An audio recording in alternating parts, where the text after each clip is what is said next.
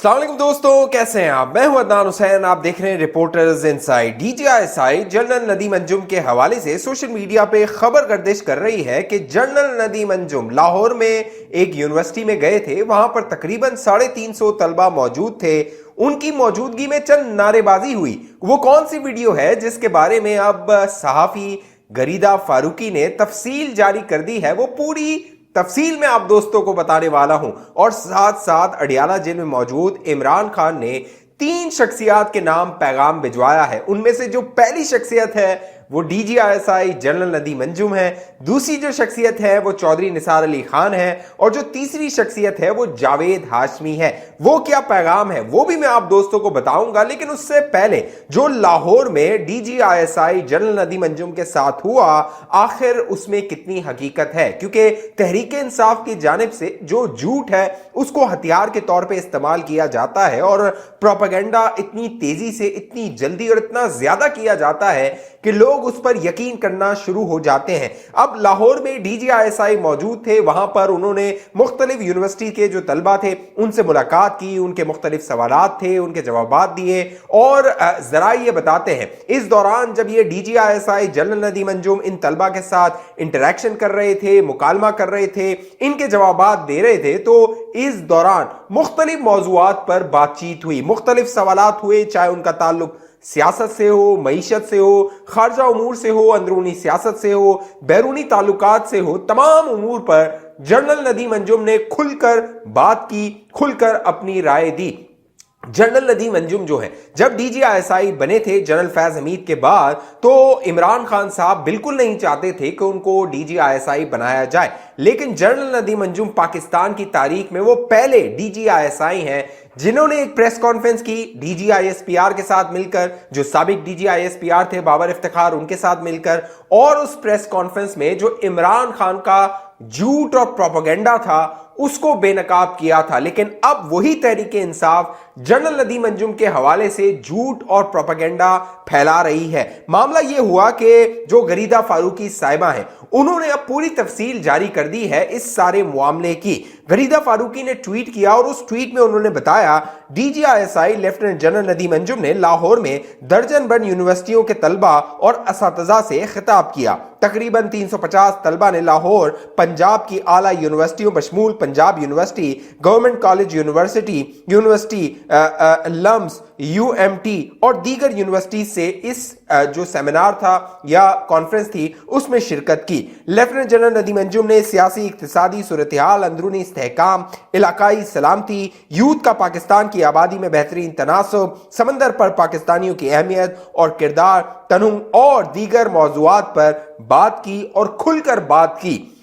गरीदा फारूकी के मुताबिक DGISI की मुख्तसर बातचीत के बाद तलबा ने तकरीबन 50 सवाल पूछे। हर तरह का सवाल पूछा गया। हॉल में मौजूद तलबा ने तकरीबन हर सवाल पूछने वाले को दाद दी और तकरीबन हर जवाब पर भी खूब तालियां बजाईं। ताहम ये बात कतन गलत है कि हॉल में वजीर आजम इमरान खान के नारे लगाए गए और सवाल पूछने वालों ने जनरल नदीम अंजुम को जिक्र करने की कोशिश की। अब तहरीक इंसाफ की जानिब से यह प्रोपेगेंडा किया गया कि DGISI की मौजूदगी में हॉल में वजीर आजम इमरान खान के नारे लगना शुरू हो गए। आप अंदाजा कीजिए कि कितना झूठ और कितना प्रोपेगेंडा ये फैलाते हैं। और इमरान खान के जो कल्ट है, उसका जो सहर है, या कह लीजिए उसकी जो मोहब्बत है, उसमें ये जो इमरानडू यूथियां हैं ये अपने घर वालों को ज़िबा कर दें, इस तरह का कल्ट इमरान नियाजी ने इस माशरे में गोल दिया है। अब झूठी खबरें फैलाई जाती हैं। वो एक सिंगर मलकू था, उसके हवाले से झूठी खबर फैलाई गई, बाद में उसको आके कहना पड़ा खुदारा ये झूठ ना बोलिए, मैंने वो गाना नहीं गाया था। लेकिन फिर ये मलकू को बताने लगे कि नहीं नहीं नहीं नहीं, तुम अब झूठ कह रहे हो, तुमने वो किया था, तुम्हें पता नहीं है, हम जो कह रहे हैं वो सच है। तो तहरीक इंसाफ वाले इस तरह झूठा प्रोपेगेंडा करते हैं। और अब दोबारा ये जो तहरीक इंसाफ के यूट्यूबर्स और कह लीजिए सोशल मीडिया एक्टिविस्ट हैं, वो ये झूठ फैला रहे हैं और जनरल नदीम अंजुम को जो है वो मुतनाज़ा बनाने की कोशिश कर रहे हैं। अब मामला ये है کہ جو جنرل ندیم انجم صاحب ہیں وہ ایک تو لیفٹنٹ جنرل کی ان کی جو مدت ہے وہ ختم ہو چکی ہے، بطور ڈی جی آئی ایس آئی جو 3 سال ہوتے ہیں وہ مدت بھی ختم ہو چکی ہے، لیکن وہ ایکسٹینشن پہ ہے۔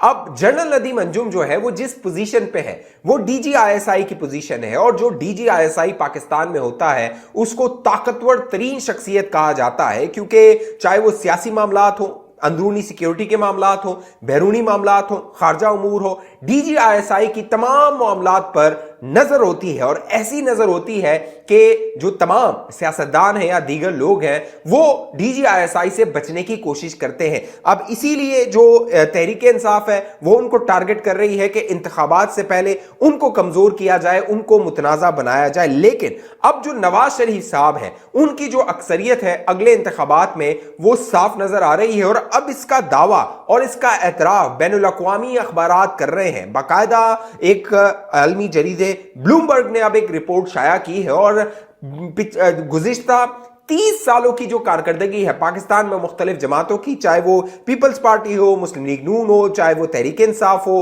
یہ تمام جماعتیں پچھلے 30 سالوں میں حکمران رہ چکی ہیں، حکومت میں رہ چکی ہیں۔ اب بلومبرگ نے یہ دعویٰ کیا ہے کہ ان 30 سالوں میں سب سے بہترین جو کارکردگی رہی ہے وہ میاں نواز شریف صاحب کی یا نون لیگ کی رہی ہے۔ معروف امریکی معاشی جریدے بلومبرگ نے کہا ہے پاکستان میں گزشتہ 3 دہائیوں میں نواز شریف نے اپنے مخالفین کے مقابلے میں بہترین کارکردگی کا مظاہرہ کیا۔ رپورٹ کے مطابق سیاسی مخالفین کے مقابلے میں نواز شریف نے بہترین معاشی کارکردگی دکھائی۔ گزشتہ 3 دہائیوں میں دوران نواز شریف نے بہترین انداز میں معیشت سنبھالی۔ سیاسی مخالفین کے مقابلے میں 30 سال میں نواز شریف کی معاشی کارکردگی بہترین رہی۔ بلومبرگ نے اپنی رپورٹ میں کہا ہے معاشی مشکلات کی درجہ بندی میں نواز شریف نے اپنے سیاسی حریفوں عمران خان کی جماعت پی ٹی آئی اور بلاول بھٹو زرداری کی جماعت پیپلز پارٹی سے بہتر کارکردگی دکھائی۔ 1990 سے اب تک کے ادوار میں سیاسی حکومتوں کی معاشی کارکردگی کا جائزہ لیا گیا۔ عمران خان اب بھی مقبول ہے، یہ بلومبرگ کا اعتراف کر رہا ہے، سیاستدان ہے لیکن جیل میں ہے، اور اب نواز شریف 8 فروری کو اقتدار کے لیے تیار دکھائی دیتے ہیں۔ اب اندازہ کیجئے، ایک جانب جو عالمی جریدہ ہے وہ کہہ رہا ہے پاکستان کی جو معیشت ہے اس کو جو مستحکم کیا، اس میں جو جان ڈالی، اس میں جو بہتری لائی، وہ کون ہے؟ وہ نواز شریف ہے، لیکن جو مقبول ہے وہ عمران خان ہے۔ کیوں؟ اس کی وجہ ہے ہماری فوجی اسٹیبلشمنٹ۔ فوجی اسٹیبلشمنٹ نے گزشتہ 30 سالوں میں سیاستدانوں کے خلاف جو نفرت بڑھکائی ہے، جو کہہ لیجئے کہ ایک زہر اس معاشرے میں گھولا ہے، اور عمران خان کی صورت میں اس کو استعمال کرتے ہوئے یہ ساری واردات ڈالی گئی، اب اسٹیبلشمنٹ کو بھی وہ بھگتنا پڑ رہا ہے۔ اب آ جائیے جو عمران نیازی ہے، وہ جو اڈیالہ جیل پہنچ چکا ہے، اسٹیبلشمنٹ نے اس کو وہاں پہنچا دیا ہے، لیکن اب وہاں سے بیٹھ کے وہ آوازیں دے رہا ہے اور وہاں سے وہ پیغامات جاری کر رہا ہے۔ سائفر والے مقدمے میں اب بانی P T I Imran Khan نے کہا ہے شاہ محمود قریشی کو امریکی سائفر کا بائی چانس پتہ چل گیا، ورنہ وہ سائفر جنرل ریٹائرڈ باجوہ کے لیے آیا تھا، جسے دبانے کے لیے پوری کوشش کی گئی کیونکہ اس سے ڈونلڈ لو ایکسپوز ہو گیا تھا۔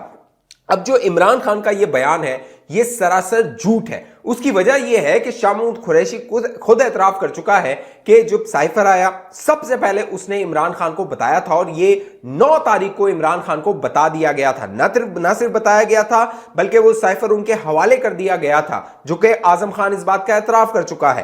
11 مارچ 2022 کو جنرل قمر جاوید باجوہ نے جب وہاں پر ایک ایئر فورس کے جو ہے وہ کوئی ایونٹ تھا، اس میں جنرل باجوہ کی عمران خان سے ملاقات ہوئی، تو عمران خان کو جنرل باجوہ نے کہا تھا کہ یہ سائفر آیا ہے اور اس پر ہمیں جواب دینا چاہیے، لیکن عمران خان جھوٹ، پروپیگنڈا اور حقائق کو توڑ مروڑ کے اس طرح پیش کیا جاتا ہے کہ لوگ گمراہ ہو جائیں۔ پھر آگے عمران نیازی کہتا ہے عمران خان نے کہا ہمارے امیدوار آئندہ اتوار سے پرامن انتخابی مہم کے لیے باہر نکلیں، جو امیدوار انتخابی مہم کے لیے باہر نہ نکلے ان کے ٹکٹ تبدیل کر دیے جائیں گے۔ عمران خان نے کہا 3 ہفتے میں حکومت گرا دی گئی، اس سے بڑی سازش کیا ہوگی؟ سائفر میں اگر انہونی چیز نہیں تھی تو ڈیمارش کیوں کیا گیا؟ کیا کوئی امریکہ کو ڈیمارش کرتا ہے؟ جس روز ڈیمارش کیا گیا سائفر اسی روز پبلک ہو گیا تھا۔ نیشنل سیکیورٹی کمیٹی میٹنگ میں سائفر کو پاکستان کے اندرونی معاملات میں مداخلت کیوں کہا گیا؟ سائفر کے معاملے پر پارلیمنٹ کی کمیٹی بنائی گئی، وہ کس کی دھمکی پر ختم کی گئی؟ ہم نے چیف جسٹس سے بھی کہا تھا کہ سائفر معاملے کی انکوائری کی جائے۔ इमरान खान ने कहा, हमारे 3.5 साल दौर में किसी मुल्क को डिमार्च नहीं किया गया, लेकिन साइफर के बाद हमारे मेमोरान टूटना शुरू हो गए। राजा रियाज समेत बहुत से लोग अमेरिकी एम्बेसी जा रहे थे, जिस पर आईबी की रिपोर्ट भी मौजूद थी। अरशद शरीफ का प्रोग्राम भी मौजूद है, कौन कौन से लोग अमेरिकी एम्बेसी जा रहे थे। अक्टूबर 2021 में बाजवा ने हुसैन हक्कानी को हायर किया, हमें इसका इल्म तक न था। हुसैन हक्कानी को $35,000 दिए और हुसैन हक्कानी से ट्वीट करवाया गया। इमरान खान मुखालिफ, जबकि बाजवा अमेरिका के हक में है। इमरान खान ने कहा, फौज आर्मी चीफ की हिदायत के बगैर कुछ नहीं करती। लेफ्टिनेंट जनरल नदीम अंजुम के खिलाफ मैंने कभी कोई बयान नहीं दिया, हमें पता है फौज कैसे काम करती है। इमरान खान ने कहा, जावेद हाशमी जेल में रह चुका है, वो समझता है मेरे खिलाफ सब कुछ इस्टेब्लिशमेंट करवा रही है। चौधरी निसार 50 साल पुराना दोस्त है। चौधरी निसार को अप्रैल 2018 में पीटीआई में शमूलियत की दावत दी थी, लेकिन चौधरी निसार फिर चौधरी निसार है। अगर वो हमारे साथ अल्लाह की बात करेगा तो वीगो डाला पहुंच जाएगा। उन्होंने कहा, ये आजादी की तहरीक है, ये हमें गुलाम बनाना चाहते हैं। आजादी की तहरीक में जेल रहना मैं इबादत समझता हूं, लिहाजा अब इमरान खान साहब को चाहिए वो तवील इबादत के लिए तैयार रहें, क्योंकि अब उनकी जो जेल है वो तवील से तवील तर होगी। और जरा ये बताते हैं, अगर नवाज शरीफ इख्तिदार में आ गया तो बिलावल भुट्टो जरदारी जो कह रहा है कि नवाज शरीफ आके इंतकाम लेगा, नवाज शरीफ इंतकाम नहीं लेगा, हिसाब बराबर करेगा। इस हवाले से जो भी मामलात होंगे मैं आप दोस्तों को बाखबर रखूंगा। अब तक ये चैनल आपने सब्सक्राइब नहीं किया, जरूर सब्सक्राइब कीजिए, साथ घंटी का निशान है उसको लाजमी दबाइए। फेसबुक पे देखने वाले दोस्त पेज को लाइक फॉलो करके इस वीडियो को शेयर कीजिए। अगली वीडियो तक मुझे इजाजत दीजिए, अपना ख्याल रखिएगा। पाकिस्तान जिंदाबाद।